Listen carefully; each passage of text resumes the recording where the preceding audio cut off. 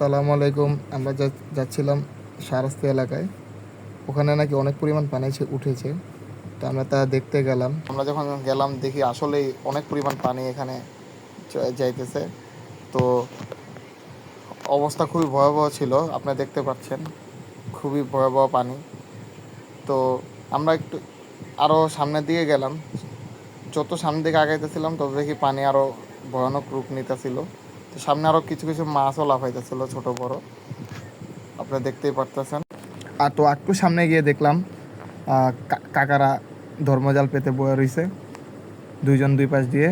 তো তাদের জিজ্ঞাসলাম যে এখানে যখন পানি আরও বেশি ছিল তখন কি পরিমাণ মাছ পাওয়া গেছে। তো ওনারা বললো যে অনেক বড় বড় রুই কাতলা মাছ পাওয়া গেছে, 2, 2.5, 3 কেজি 6, 4 কেজি আলা রুই মাছ পাওয়া গেছে, 6, 7 কেজি আলা এবং 8 কেজি নাকি কাতলা মাছও পাওয়া গেছে।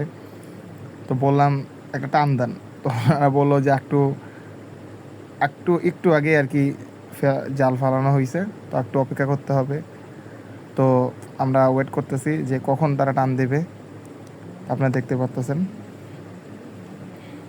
ওনাদের সাথে আরও কথা বললাম যে মাছ এখন এত পাওয়া যাচ্ছে না কেন। তো ওনারা বললো যে আশেপাশে নাকি অনেক বড় বড় জাল পেতে রাখছে তারা, যার কারণে মাছ আটকে রয়েছে। কারেন্ট জাল, যেটা আমাদের দেশ থেকে উঠে নেওয়া দরকার ছিল। কারেন্ট জালের জন্য আমাদের অনেকেই মাছ পাইতেছে না। দেখুন কি পরিমাণে এখনও পানি যাচ্ছে। আল্লাহ আমাদের সবাইকে এইসব পানি থেকে বাঁচাক, কারণ বন্যা এখন এই এলাকাটায় এখনও অনেক পানি রয়েছে। তো এখানে অনেকে পোলাপান মুরব্বী অনেকে আমাদের সাথে দাঁড়িয়ে দাঁড়িয়ে মাছ ধরা দেখতেছিল। আশেপাশে আমরা দেখলাম যে না, এই জায়গাটা মোটামুটি মনে হচ্ছে পানি নাই, আসলে কিন্তু অনেক পানি স্রোত যাচ্ছে অনেক জোরে, একটা মানুষকে টেনে নিয়ে যাবে।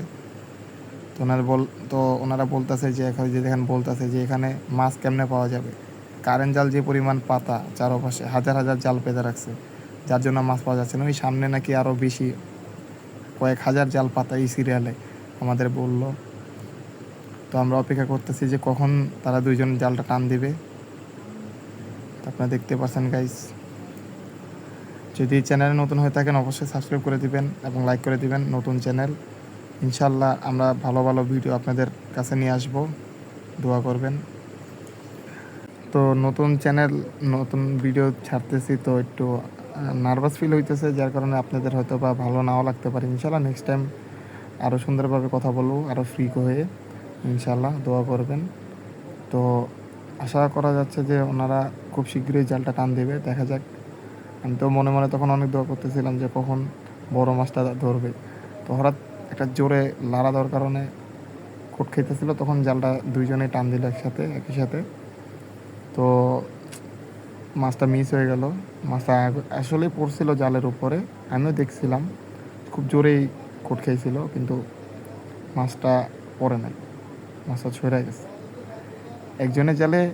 মানে যে ওনাদের নিয়মটা, যে ধর্মজালের সিস্টেমটা আমি সঠিক জানি না কীভাবে করে আর কি, কিন্তু মাছ ছিল, দুজন একই সাথে একই সময় টান দিছিল। তো যাই হোক, ইনশাল্লাহ নেক্সট টাইম কোনো নতুন ভিডিও নিয়ে আপনাদের সামনে আসবো, অবশ্যই দোয়া করবেন। আসসালামু আলাইকুম।